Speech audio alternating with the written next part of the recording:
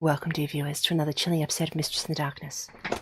Today we're going to be looking at cold cases that were solved with just a hint of evidence. Sit back, relax, try not to be too scared. Sup all. I realised I didn't have my mic on when I was doing all the jumping around then trying to fix my bloody chair. Let me double check. So we're back. Darkness, how you doing today? I am well. How are you, Mistress? I'm not too bad at all. Make sure we're all okay. Looks like that's all going good. That's all going good. We're all good all over the place. Hello, everybody. Oh my goodness gracious. There we go. Okay, cool.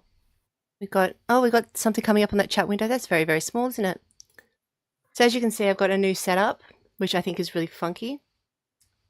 But that means that this is the first time we tried to use it. So everyone who's watching live, get to deal with me fixing it up. Booyah. Quick look at that chat window. Not gonna work. So thanks for coming, Tori. We appreciate you. I can see you're chatting there. I can see, but the chat is very, very, very small. And font size, there we go. Probably way too big. We'll see what happens. So today we are talking about cold cases that were solved on just a little bit of information. So a little bit of evidence that, so yeah, that's what we're talking about today. But how was your break, Darkness? What did you get up to? Anything exciting? My break has been very, very busy, and I cannot believe that tomorrow is the first of the orientations, and I cannot believe that 4 months has gone past so very, very quickly. And I, like many people across my great state of Tasmania and in other places of Australia, are starting back at university first thing tomorrow. It's crazy pants, Oh, isn't it? where has 16 weeks gone? I just cannot believe it. You just reminded me that I start the degree again tomorrow. Yeah, yeah. I keep forgetting. Probably should Where's be the more time? organized. Where's it gone? I Where's it don't gone? know. It just flies And by, doesn't it? it's 7 weeks now since Christmas. I mean, where's it gone, really? It's just been like, ugh. I can't even remember Christmas, to be fair.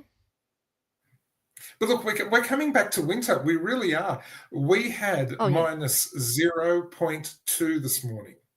That's crazy. It's getting so Yeah. cold. Like, I was sitting in here today. I was in my room, and my little one was in their room because they weren't going to school today because they had a thing. They didn't have to. It doesn't matter. Mm. And they're like, "Oh, I'm freezing. I can't feel my hands." And I look at the temperature. I'm like, I understand that. It's very, very, very cold. Because I could tell what temperature it is in the rooms Yeah. because Yeah. it's very different around when you're inside or outside. But I was like, it's definitely blooming cold. So like blankets covered and all that kind of stuff. Oh, it's been hectic. Like I don't I'm even not understand. sure if I'm not sure if you've seen the posts that I've shared on other platforms, but we have actually had snow, quite a dumping of snow on Ben Lomond in the last 36 hours, to the point Really? where it looks like early winter. It really does. Well, So bizarre, so very welcome because we've got major, major bushfires down here in Tasmania. The New South Wales RFS arrived on very early on Saturday morning. They have sent a contingent down that came across on the Spirit of Tasmania from Geelong, sorry folks, on Friday night crossing, and they arrived on Saturday morning early. To a top temperature on Saturday of 9 degrees. So we've had a good 48 hours respite now with lower temperatures. We've had a little bit of rain, so it's helping the guys over on the West Coast. And thankfully to New South Wales and the guys and girls of the RFS for coming down and helping, because our boys and girls needed a bit of a break. They'd been going for about 12 days non-stop, not only Tas Fire, but also National Parks and Wildlife, and also Sustainable Timbers Tasmania, with their own fire crews, have been going non-stop since the fire really took hold about 13 days ago now. And it's very good that our guys can get a bit of a break, and very, very happy to see the guys from New South Wales RFS down here. Very much appreciated, and very much appreciated to New South Wales RFS operations, that they have actually set up a village on the West Coast with accommodation, showers, canteens, everything to cater for their own people while they're down here. So really good to see. So thank you very much, guys. Very much appreciated. Give them a clap for that one.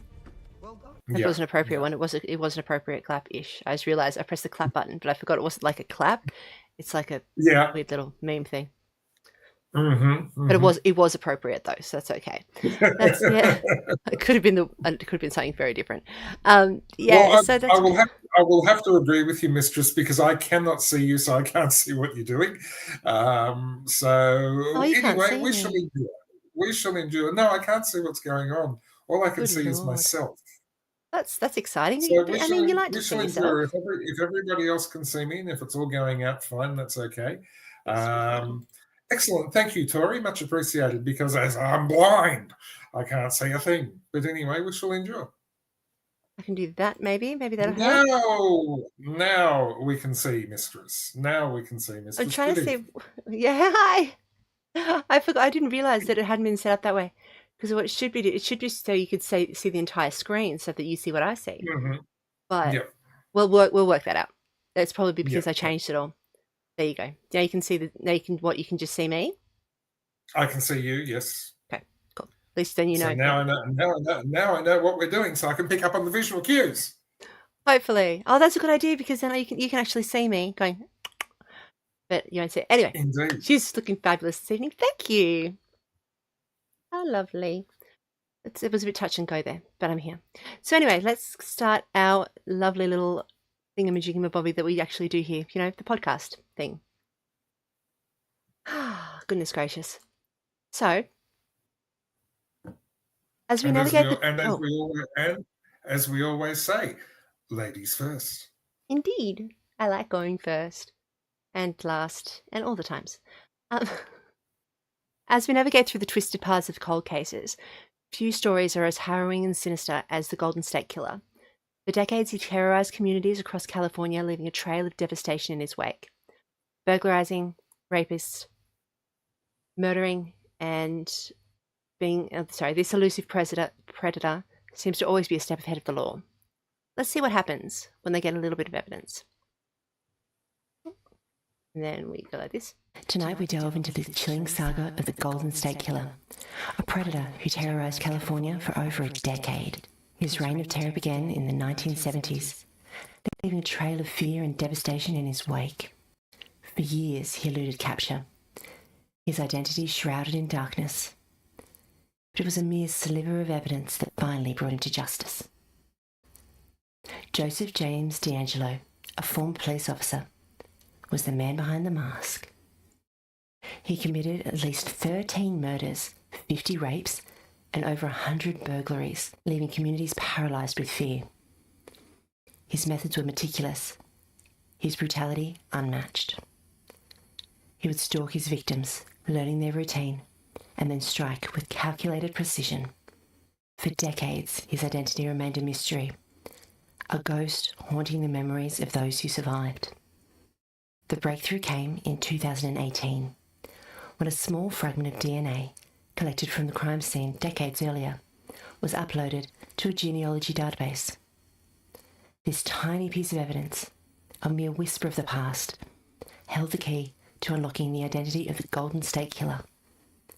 Through the painstaking work of forensic, a family tree was constructed, leading investigators to D'Angelo. Imagine the shock and disbelief when the pieces finally fell into place. A man who had lived among us, hidden in plain sight, was unmasked. The DNA evidence, so small yet so powerful, had spoken. It revealed the truth that had been buried so long. D'Angelo was arrested, and the victims and their families finally saw a glimmer of justice. The case of the Golden State Killer shows the human fire Let us remember the victims and the tireless efforts of those who brought this monster to justice. Let's be vigilant, for the shadows may hold many secrets, but they cannot hide forever.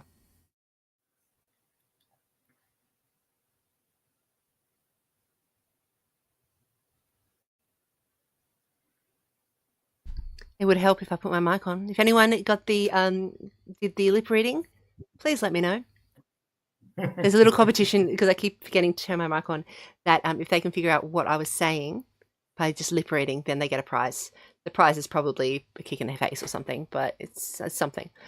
Hey Nuggy, hey Tori, yes. Hey, how's everything going? So that's a Golden State Killer. It's so messed up that he was number one, a cop. Number two, all the stuff he did, but then also that it was literally a genealogy database, like that got him. It's so crazy. Just everyone's sending out their DNA all over the place to figure out where their ancestors come from. One of your ancestors is a murderer. Don't do it, folks. Don't do it. Don't sign up for one of those ancestry family tree DNA things. Do not do it. Your DNA ends up in private ownership and is sold to whoever wants to buy it. So do not do it, ladies and gentlemen. That's how cloning happens. Yes. No, not only that, but it's also all sorts of other nefarious things that go on. So do not do it, ladies and gentlemen. There you go. I didn't even think about any of that stuff. You love that case. It's interesting, isn't it? Besides that, if you don't know the relatives, you probably don't want to. There's probably a good reason. I don't know. The relatives that I know are not that great. So maybe the good ones are over there. If the relatives we know are not that great, and let's face it, you and I have had this discussion a couple of times privately.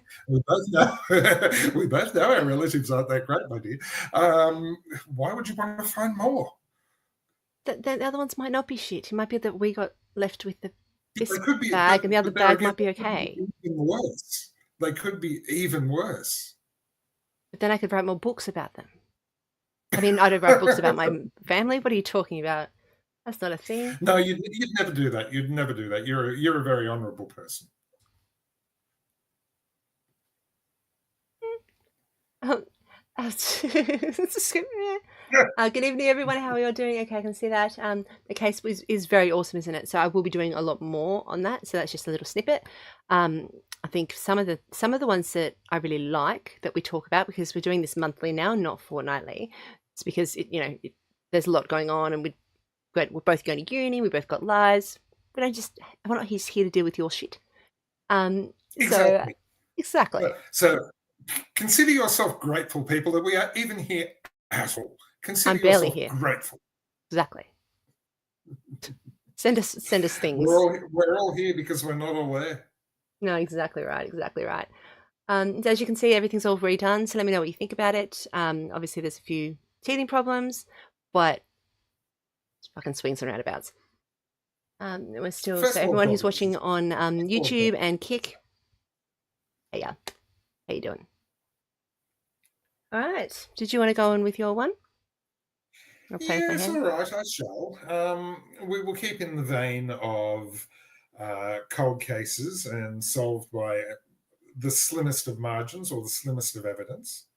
And we're going to start in the city of Seattle in the US with a crime that happened, a murder that happened in 1979 and was cold for 31 years. Not only was this case cold for 31 years, but also many other cases were cold. Seattle was having a real issue in the early part of this century in solving cold cases. So they decided to do something rather novel and unusual. The chief of police decided that he would print a deck of playing cards, and along with the number and the suit, each of these cards would have an unsolved cold case on it. And he thought, as a method of distribution, he would put these within the local jail system.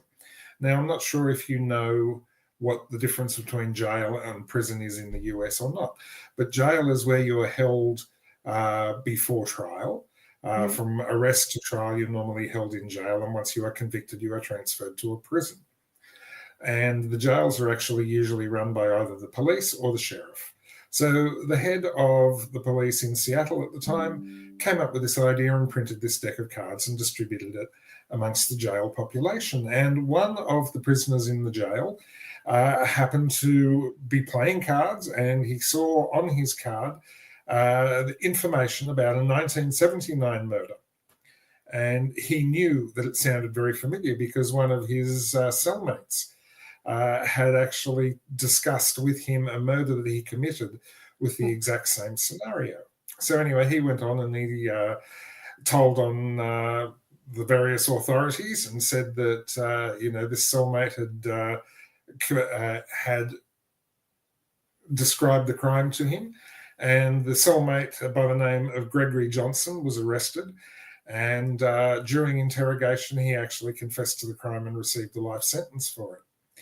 So, slimmest of evidence, I don't know, but putting a deck of cards with 52 different crimes into a prison and then seeing what happens was rather an interesting way to solve a cold case. But the question remains. I know there is the great saying that there is no loyalty among thieves, and that is certainly very true.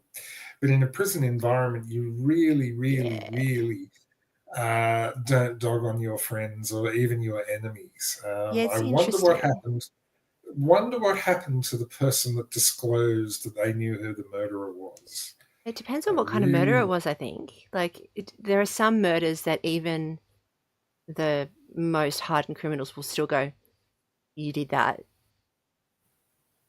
Or you're mugged. You know what I mean? They'd still kind of get them. True. But that normally is only associated with children, and most of the other times, any other crime apart from anything against children is pretty much acceptable. Some of the other ones, there are some that other people are still like, you know what I mean? There are lines. There are lines. Oh, there definitely is. There definitely are lines, but it'd be interesting to find out what happened to that fellow that, as they say, shopped his mate, because it may not have ended too well. We'll have to look into that, actually. Do I'll look into it for next time, or you can look into it for next time, and we'll just do a little, as we discussed. As we discussed. Yes, and I'll see if I can find some pictures of the cards as well, just kind of something. Yeah. That would be rather interesting. Yeah, I'd like that. Let us know if you'd like to do that yourself, or if you guys know anything about that yourselves, people watching. We do like people kind of, talking with us, or you can email us or send us stuff on Facebook, or any of the places you can contact me. So if you have anything to say about it and you don't want to say it on live Twitch, just let us know. We can talk about next time. Let us know. Now, I don't know how many in our audience tonight may be smokers. Now, I'm a reformed smoker, and I do still love the smell of a cigarette, but I'm not going to touch it. I'm coming up on 6 years without, so I'm not wanting to go. But here is another reason to not smoke. Or if you do smoke, and I am not judging, and if you do smoke, please take your butts with you for a very good reason. In Lafayette, Louisiana, there was a case where there was a serial rapist, and this had been going on for a number of years. And the numbers of women that had been raped was really starting to climb, and the police had absolutely no idea who did this. On revisiting one of the crime scenes with a new detective when they were trying to get a bit of a handle on what had happened and whatnot, they found a cigarette butt at the scene. Now, at the time, DNA technology was not as prevalent and reliable as what it is today. So they just held on to this cigarette butt, thinking maybe it'd be handy, maybe it wouldn't be. And a couple of years after, once DNA started to become more readily accepted in a court of law, a scientist decided to test this cigarette butt. And they actually found a DNA match instantly. And they found a DNA match in their own system. And the person that had been committing these rapes was then a 20-year veteran of the Lafayette Police Force.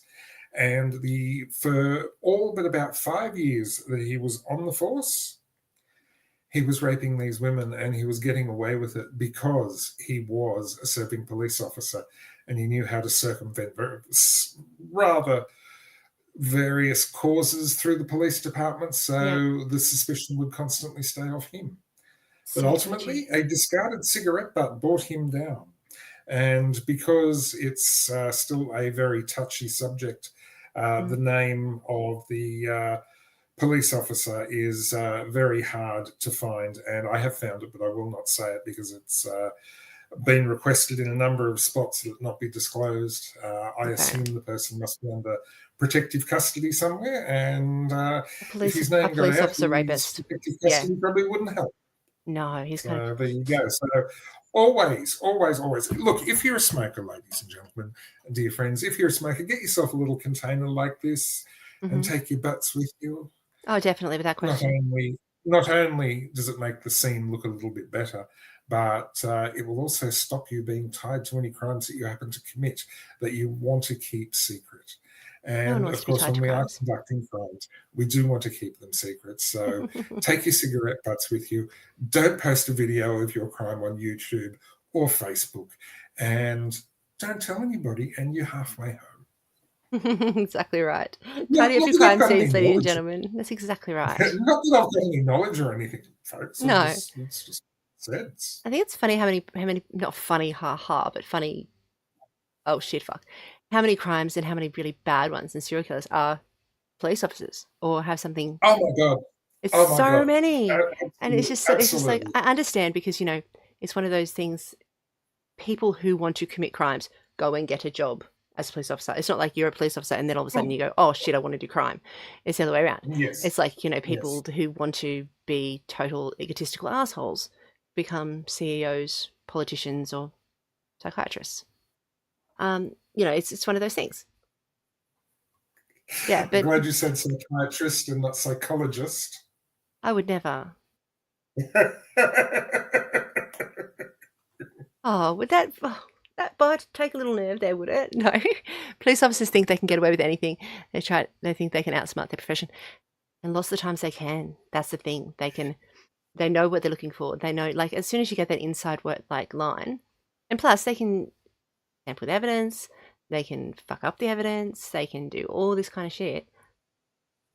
They can. All right, seeing we're talking crime and we're talking the thin blue line, tell me, folks, I guess it's going to depend on your ages, unfortunately, but tell me, do you think society was a safer place with higher level police corruption than what we know about today? Oh, we spoke about this, didn't we? We spoke about this on Hit us up in the chat, guys. Come on, I know there's a couple of you there, so hit us up. We've got Do you so think police we were safer? officers can get away with anything they want. They can be outsmart. Yeah, they do come undone, not all the time, but sometimes. Yeah, exactly. Sometimes, 100%. Everyone's gonna make a fuck around, and you know, think about how many serial killers and stuff are still out there, and people don't know about. Well, there's plenty. You know, There's There's plenty enough. There's more than a handful. I read a statistic or a statement a long time ago by the FBI saying that at any one time there's about 35 active serial killers in the United States. And lots of other ones are just sitting down. Yeah, exactly. Sorry. Exactly. It's really bad. And there's serial killer cases that have gone on in other parts of the world that we know absolutely nothing about. And, you know, they're far worse than Bundy or Dahmer or any of those. But because it's from another part of the world, we don't hear about it. But there's some horrific ones. There really is. Sorry, these things are going on in my face here. It's absolutely insane. Let's move on to the next bit, I think. Just looking at the time. Mm-hmm. Adora, I've just totally lost everything. I'm so out of it today. So, on a warm December morning in 1948, a lifeless body of an unidentified man was washed up on Somerton Beach, sparking one of the most baffling mysteries in Australian history. Join us as we piece together the clues and examine the theories. We're not going to do that, obviously. So just join us as we have a look at this. The tale begins on a bleak December 1st, 1948, when the lifeless body of a well-dressed man is discovered on Somerton Beach in Adelaide. A man who appeared to be in his 40s or 50s carried no identification, and the only clue to his identity was a scrap of paper found in his pocket bearing the cryptic words, Tamamshud, which translates to, "It is finished." The phrase was torn from a rare edition of this book, a collection of poems by a Persian poet. This clue deepened the mystery and drew international attention. From the outset, this case was shrouded in an aura of enigma and foreboding. Despite the best efforts of authorities, the man's identity remained a mystery. His fingerprints matched no records, and his personal belongings offered no further clues. His suitcase was found at a nearby train station and contained clothes with their label meticulously removed and mysterious codes that defied all attempts at decryption. The codes found in the book, believed to be some sort of cipher, added an extra layer to the complexity to this case. As the years passed, the mystery deepened, and theories ranging from espionage to tragic romance swirled around the Somerton man. Some speculation that he was a spy due to the Cold War context, while others suggested he could have been a jilted lover who took his own life. His burial in Adelaide Cemetery marked the final resting place of the unknown soul, a grave that whispered secrets of a bygone era. In his pocket, a half-smoked cigarette hinted its final moments, but little else about him could be discerned. But the case was far from closed. In 2022, a breakthrough came with the use of advanced DNA analysis. Professor Derek Abbott, a genealogist, and genealogist Colleen Fitzpatrick uncovered the man's identity as Carl Webb, an electrical engineer from Melbourne. Carl Webb, also known as Charles Webb, was born on November 16, 1905, in Footscray, Victoria. He was the sixth child of Richard August Webb, a baker from Hamburg, Germany, and Eliza Amelia Morris Grace. Carl Webb married Dorothy Jean Robertson in 1941. They lived in South Yarra, Victoria, where he worked as an instrument maker and electrical engineer. Yet, even this revelation cast a long shadow, raising more questions than answered about Webb's life and the circumstances leading to his untimely demise. The discovery was a significant leap forward, but revealed that Webb had no known living relatives who could shed light on his final days. Here are some theories about his death. Espionage. Given the timing of his death and during the Cold War, some believe that Webb was a spy who met with foul play. The mysterious code found in his belongings and the phrase have fueled this theory. Tragic romance. Another theory suggested that Webb was involved in a romantic relationship that ended tragically, leading him to take his own life. The presence of the half-smoked cigarette and the phrase could indicate a deliberate act. Poisoning. The coroner report indicated that Webb died from poisoning, but the exact substance was never identified. Some speculate he was given an undetectable poison, adding to the mystery. The Somerton Man case remains a haunting reminder of the depth of human mystery and the relentless pursuit of truth. It underscores the power of perseverance and the advancement of forensic science. As we reflect on this eerie enigma, let us remember the unknown man who became the eternal symbol of intrigue and the tireless efforts of those who sought to bring it to life. So there we go. How's that one? Listen to a lot of Oh, yeah. So Nagi's just said, I listen to a lot of podcasts on murder and mystery. It's awesome. Well, you're listening to one right now. You certainly are, Nuggie. Listening. Yeah, so you like that one as well, enjoy that case. Yeah, that one was an interesting one, isn't it? The fact that that's an Australian one, the fact that we still don't know what he was doing there, or why he had his suitcase. Like I've got my suspicions, but that's because I write stories and there's no way it's true, but it'd be fun if it was. So I'll just rush your stories on things. This is one of them. Oh, beautiful. Thank you for being a fan. Mistress, you can't make a statement like that you have your theories and then not elicit what your theories are. Well, I think he was a spy and he was meeting someone, which is why he had half a cigarette and he got caught that way through. So he put it out because cigarettes were expensive, or maybe because he didn't want his DNA to be just randomly left around places. Because he had a suitcase full of like all those clothes and had all the tags taken off it. But I don't know. But yeah, I thought that he was a spy and he was meeting somebody, and it just so happened that in my brain it started going a little bit Lovecraftian. A little bit tick, tick, tick, tick, tick, tick, tick. It would have been fun. You're a giant metal fan. Yeah. Interesting. Oh dear. What's that? Sorry, ambulance just went past the window. Oh. which is, considering where I am, Yeah. located out in the middle of nowhere, it's not something you see every day. No. But yeah, interesting thought or sidebar here. What is the first serious major crime that impacted upon you as a person? How old were you and what was it? Hit us up in the chat and let us know. I'd be curious. I'd be very curious. As I would be. Mine was a girl that I went to pony club with was kidnapped and murdered. Wow. She was all of about 13 or 14, and I think I was about 6 or 7. That was just so bizarre. Imagine. And Did they find out especially who did seeing one it? of the ponies. Yes, they did catch somebody, but Jesus, oh dear. Did you need to go and see if it's your neighbour or anything? No. If They call you? we just had a fire truck go past with the lights on. So if we Oh, get another one go past, I better go and check. But at the yeah, moment, we're 100%. okay. No, I check. Oh, can't smell smoke or anything like that. But no. Okay, I was going to say, yes, is our wife doing the emergency broadcast and stuff, like hearing it just in case? I said our wife. well, I know who you mean. Our wife, yes. As soon as anything comes up, she'd get it because of the news service that we are affiliated with. Yes. So we get it first. So Right. we're okay at the moment. It's just a bit strange. That's all. All right. Yes. So I do believe they did catch the person, or they charged and convicted a person for the crime. Was that the person that did it? I don't know. He was charged and convicted.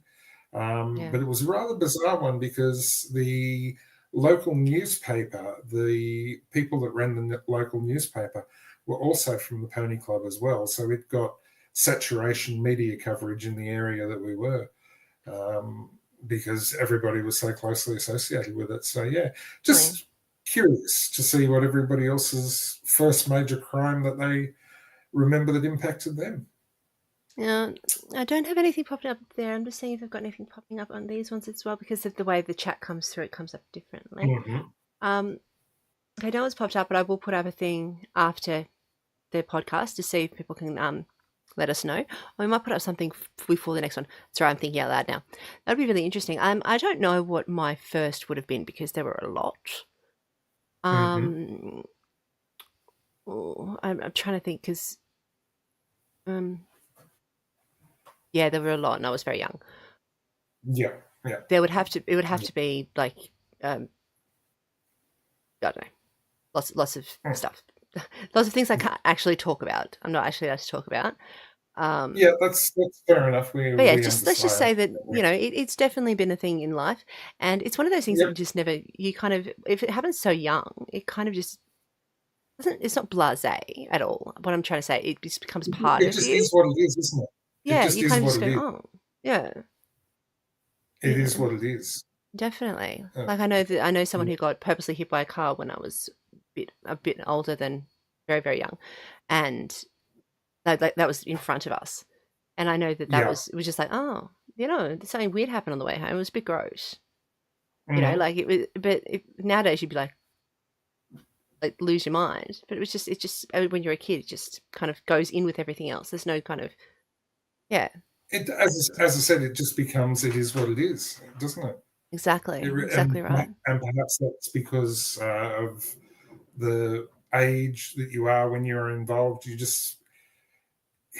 You seem to be able to take things like that more in your stride the younger you are. Probably because you don't know what's normal, what's not normal. You kind of just see everything as life. You know what I mean? Everything has it may be uncomfortable, but it's normal to you because you don't have anything to base it off. You're just trusting the adults in your life to let you know if things are not normal. Yes. This conversation is going to go, so let's go back. Did you want to take a quick break? Or did we move on? Yep. Okay. Yes, we can take a quick break, and I've got a couple of interesting ones for you when we come back, everybody. Definitely. Okay, we'll take a quick one, and we'll be right back. Mwah. See you in just a little.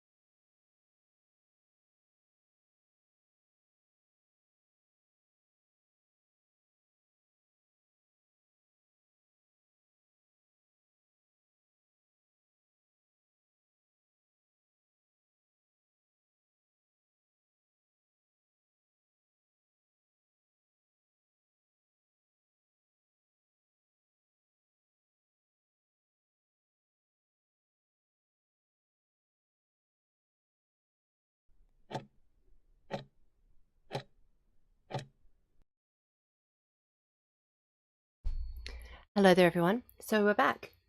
So next we'll move into the serene wooded area of Bear Brook State Park. Discovery of 4 bodies, 2 adults and 2 children, shook the small community to its core.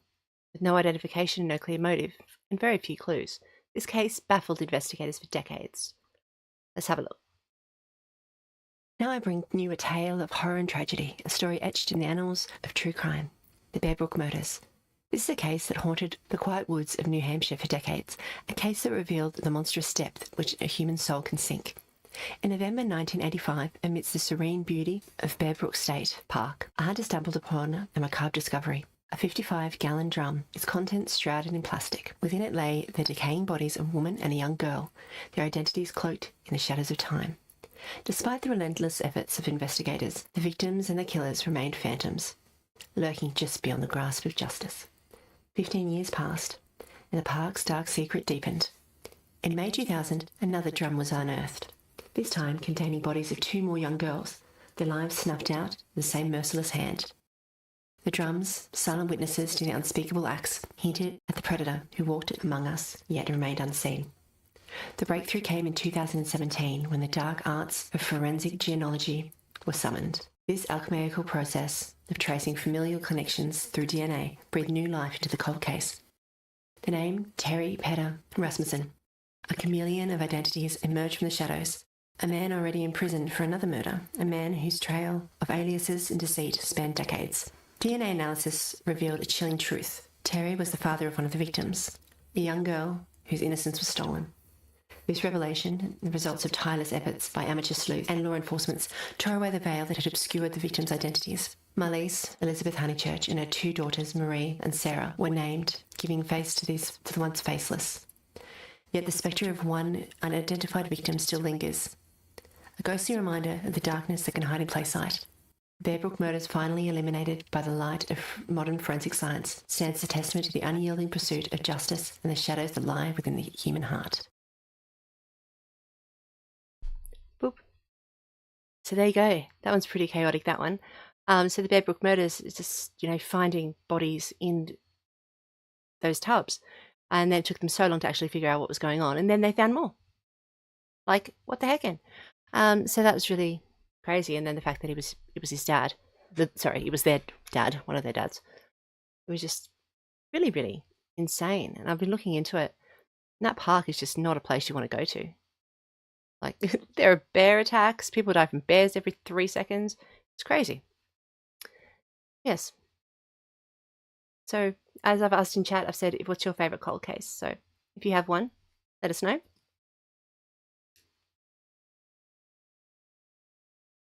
Hang on a second. Yes. My favourite cold case, I don't know. Maybe some cases are cold and unsolved for a reason. I do not know.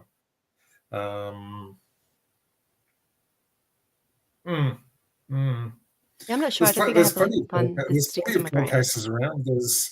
There's one in our area that went unsolved for about 13 or 14 years. Wow. And the victim was the cousin of somebody that my lovely wife worked with for many years. Yeah. And yeah, that went unsolved for a long time. It was only the trial only concluded in, I think it was September or October last year. And the 2 people that stood accused were convicted. But yeah, that was a long time. And they had plenty of evidence, but it wasn't enough. Yeah. There you go. There you go, definitely. So one of our viewers, Nuggies, sorry? Things do happen on this island south of Australia. I don't believe you. You'll just sit around drinking tea and going, what? So this weather then? That's about it. That's what I imagine. Considering this week, yes, indeed. But drinking tea, yes, I am actually. I know. That's what's funny. Because I know you. Yes. Even though it's night time, it's English breakfast. Oh, well, that's nice. Just, fuck the tea police. Yes, exactly. Nuggie has said, I don't have a favourite, but I've got a few that are you interested in. Which ones are you interested in? I'm not saying you have to pick one. How many? What did you get? Taswega. Taswegia? Nuggy, it's actually Taswegian, not Taswiga. Wiggle, And wiggle, if you what? know what Taswegian is, you know. And if you don't, for those that don't know, Taswegian is somebody that has been transplanted from New South Wales. Oh. Why? And that's what a Taswegian Transplanted is. Transplanted, yes. surgically. Surgically, yes, I yes. see. So does that mean if I move there, but only if I'm surgically placed, like stitched in? I can't just move That's there. That exactly would. right. Okay. That's exactly right. But a number of years ago, I was actually considered to be a Tasmanian because I had to go in for rather important surgery, and I've ended up with a scar that runs from there down to here, where I had tumours taken out. And everybody I was working with at the time said, "You are now a real Tasmanian because you've had your second head removed."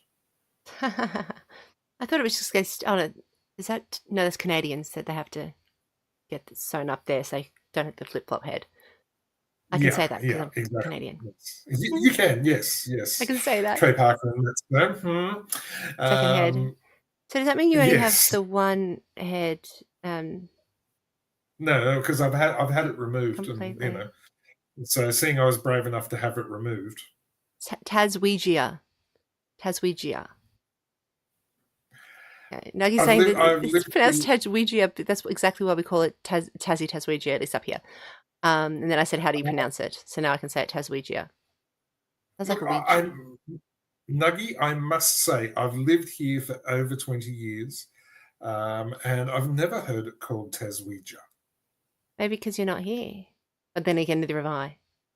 But I don't talk to No, I'm not people. here. No, yeah. We're all here because we're all not. We're all here because we're not all Moving here. on. Yes, I got you. The woman who was in our what about the woman who was in our lake undiscovered for like 15 years? Oh, there was in like lake in ACT. There was a woman apparently in the lake. I don't know much about that. I'll have to look into it. Do you know anything about that one? Darby? No, it's not one that I recall. Give me two shades. There's a couple down here that are cold cases that have, the bodies have never been found, strapped in her car. Okay, Tori, no. Oh, are we talking, Tori? Are we talking Tasmania or are we talking ACT?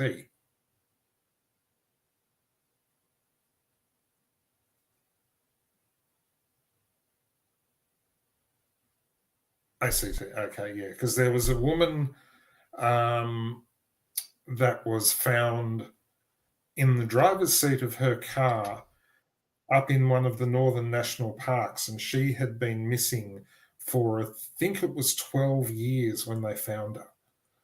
Wow. And her vehicle was on a fire trail in one of the national parks. And it was just by chance that they happened to find her. But I can't believe after 12 years, nobody had traversed that particular trail. National parks are insane. Like the amount of space there is and the amount of like just slight areas that you can't find things. Like just take one step that way, you'll probably step on a body. So yes, I've got the impression. Yeah.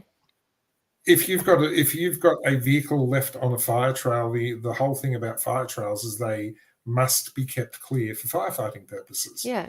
And part of that is actually regular patrols by national parks or whoever's responsible for the area. So Definitely. how on earth did a fire trail go unpatrolled for 12 years? I can imagine 6 months, 9 months, 12 months, but 12 years seems rather strange. Yeah, that's wow. That's a long time. Someone who I know, I've known very know in my life. He does all that kind of stuff. I'm going to contact him and just ask him how often, and ask him why they didn't do it. It gets to sit there, just get mad at him for it. Why didn't you do this? Because it was in another state. That does not matter. Doesn't matter. You should have done it. You should have made sure it was done. So here we go. In Lake Burley Griffin, it's had its fair share of bodies, as it's because there's lots of seaweed and stuff like that. It does pull people down, and does have it's not the safest place to swim. especially not swimming at night. She was strapped into a car, basically a skeleton, but her clothes were mostly intact. Legend has it there are still some bodies down there. Probably. Let's not go into legend. I want to know the truth. I want to know the facts. I've looked it up for 2 seconds and now I need to know. Says it could be foul play. That okay. The riot act. You gave me nothing. You gave me nothing. But I've got one here. Lake Billy Griffin for 14 years. Her name was Irene Catherine Angley, and her remains were found, and she was strapped into the car, and she was missing for 14 years. Does it say driver's seat or passenger seat? No one's been charged. Treasure out of the water. She was among 4 cars and a tow truck that was pulled out of the lake. Oh, I had this idea the other day to paint the bottom of lakes, like put some stuff down and paint them bright blue, make it really aesthetically pleasing. That would help with this situation too, everybody. Government, get it together. I've just solved all the problems. Do you know where Lake Mead is? Somewhere in between beer and cider? Yeah, exactly. Yeah. Lake Mead is the body of water held back by the Hoover Dam in Las Vegas. Oh, yeah. I wonder how many bodies are sitting in Lake Mead. At least a football team. At least. Yeah. With what used to go on in Vegas in the 50s and the 60s and even into the 70s. Exactly. People disappeared all the time. Well, those cement shoes. Anyway, moving on because the clock is going to catch us very shortly. Oh, it will very much, yeah. Often cold cases can be solved by the most random events possible. In 2005, we can't use names, we can't use localities for legal reasons on this particular case, so I will give you a very broad overview. In 2005, a gentleman in the United States came home late one evening after being out after work, and he found his wife had been murdered in their home. The police at the time immediately laid the blame upon the husband. However, there was scant evidence to prove any wrongdoing on the husband's behalf, and his alibi stood up quite well. 4 years later, when a new cold case squad was formed in this particular city in the United States, one detective decided to have a look at this case that landed on their desk. And they started looking at the photos and reading the reports and reading the witness statements and whatnot. And the very eagle-eyed detective noticed something that he thought was very odd. The man said he came home and found his wife dead in bed.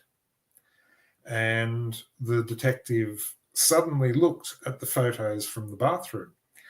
And he was perplexed because there was a contact lens container on the vanity in the bathroom open. The lids were off, indicating that somebody was wearing the contact lenses. Now, the husband did not wear contact lenses. The local prosecutor issued a warrant for an exhumation of the body of the woman that was murdered in 2005, and it was found that she was actually wearing contact lenses.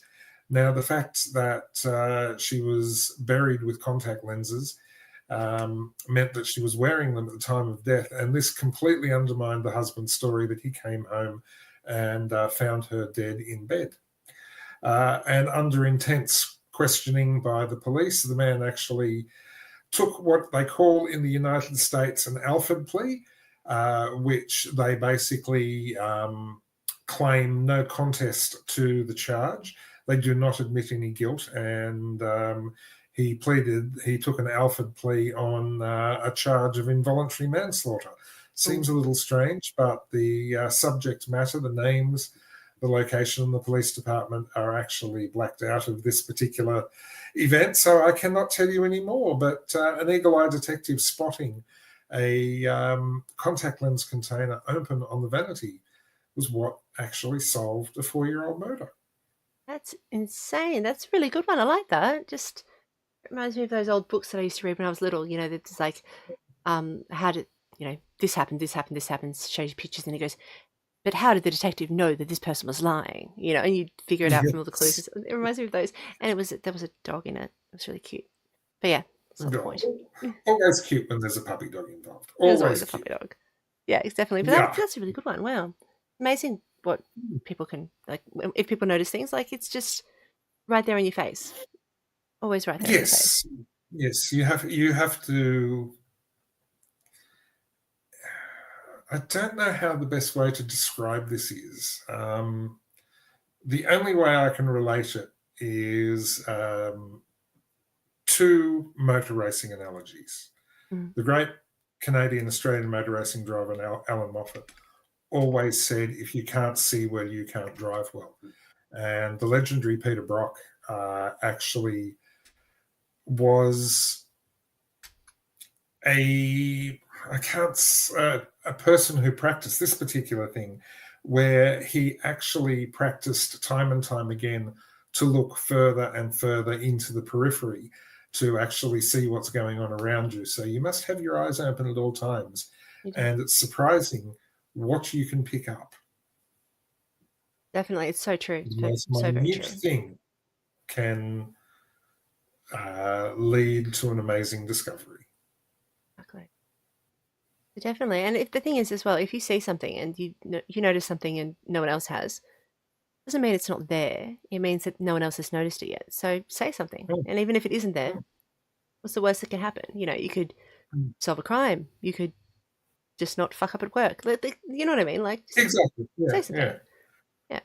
Now, Mistress, like me, you've probably played with Lego in your time. Would I be correct? Correct. And no doubt your little one has probably played with Lego in the time, which meant she's probably left it strewn all over the floor, and you've probably stood on it at one time or another and cursed and sworn. Funnily enough, no. Oh, okay. Well, you're very lucky because standing on Lego fucking hurts. Well, in 1991, a elderly 78-year-old woman was murdered. And after 15 years of searching, there was still nothing that could link anybody to this particular crime. And after 15 years, the crime pretty much went cold until a new detective on the case actually was going through the photos in the file. And in one of the photos of one of the rooms where this crime had been committed, they found Lego blocks, and they thought this was very strange. The woman did have grandchildren, and they figured, well, maybe the day before or something, the grandchildren had been there and playing with Lego, whatever, blah, blah, blah, blah, blah. But this particular eagle-eyed detective that spotted this Lego in this photo decided to go to evidence and see if there was any remote chance that there possibly would be any of the Lego in evidence. And by luck and good circumstance, there did happen to be some Lego in the evidence. So he had the lab run a DNA test on it, and they found a considerable number of skin cells. The skin cells matched a gentleman by the name of John Sansig. Now, he was on remand for another crime at this point in time. And when he was caught, his details were in the DNA database. And he was convicted because there was no way in the world he should have been anywhere near this particular residence, even in this particular city at that time. And simply stepping on a Lego block, which hurts at the best of times, actually brought this person undone. And this particular gentleman, John Sansig, currently sits on death row for the murder of this 78-year-old woman. So if you are going to go and break into somebody's house and kill somebody, the forensic experts have little booties that they put over their shoes so they don't leave any evidence. Perhaps if you're going to go and commit a crime, you buy some of those booties first. And try not to stand on any Lego while you are there, because it hurts and it takes little bits off your skin. Because it hurts. It's bad for you. If you're going to commit murder, make sure you do it in the right shoes. That it won't size That's too exactly big. right. Yes, yeah. 4-inch, 5-inch stilettos are really not the right shoes to commit murder in. Depends what murder, I suppose. If you want to do a... Well, yeah, look, I suppose so. they could play a part in the murder, because they could certainly play a part in luring the victim, because most True. people would find somebody wearing 4 to 5 inch stilettos quite attractive, and they'd probably follow that person to the gates of hell. They're so pretty. The shoes are so pretty. Not practical, but pretty. Yes. Anyways, We all I'm not know. about shoes. We won't mess about, ladies and gentlemen. We've all been in that situation where we've followed the wrong person just because they looked so damn hot. Some get away with it, some don't. That is exactly right. Well, that wraps up. That's our time for today. So that wraps us all up. Thanks everyone for coming. Really appreciate you. And this will all be edited and stuff like that and put out probably next week. I will let you guys know the time. Make sure that you come and join Discord or other social media so you can keep track of what's going on with us. You have a friend who broke your ankle wearing stilettos. Me too. I have a couple of friends that did it. One of them broke their ankle, dislocated their knee, and broke their nose. I have never broken my ankle in high heels. Pretty. I have never broken my ankle in high heels. I've broken my ankle falling out of bed. Mainly because I have only worn high heels once. No, you say because you're talented, because you know what you're doing. No, I don't know what I'm doing. No. Oh, here's a hint for all women out there. I've got a hint for all women out there who wear heels. I take my hat off to all the ladies out there that wear very high heels. I don't know how you can do it. It's not something I can do. But there again, there's probably things that I can do that you can't. So heels, swings, and roundabouts. No, I can pee standing up. So ladies out there, if you wear your beautiful shoes, make sure you bring you can get these little ballet flats that fold up into a tin little thing that's about the size of a pad. Carry them in your bag. Always wear that. You don't have to walk around in heels, especially not if you're drunk. And put little bits on the side, and then you can attach, you can put these little bits on, and then you can put a string on it, hang it over your bag. Heels, you're not going to lose them. You don't want to lose your Louis Vuittons. There you go. You should not be wearing Louis Vuittons when you are going out clubbing. Let's face it. Anybody that wears I didn't say going out clubbing. I said going out going out clubbing or going out to get drunk, you're going to lose them. You're going to lose them. Don't do it. Wear your came out shoes. Wear your came out heels when you go out drinking. That's not how it worked with my work. When my work, you had to wear the greatest clothes, and then you'd end up going out. It was just the way of it. Exactly. It's a classic one. But people lost their minds when I showed them that. Anyway, that is my bit of advice for you. And guys, you can do the same thing if you really want to. I'm not judging you. I'm sure you look fantastic in heels. Mwah. No, I don't. I'm too tall anyway, so you don't want me to become 6'9". Maybe I do. Trust me. So I don't wear heels. I wear flats. All right, everyone. Take care. Did you want to say and do a sign off or anything like that? Or are you good? Good night, everybody. Thank you for joining us. We will see you again in 28 days. Please take care of yourself and be kind to one another.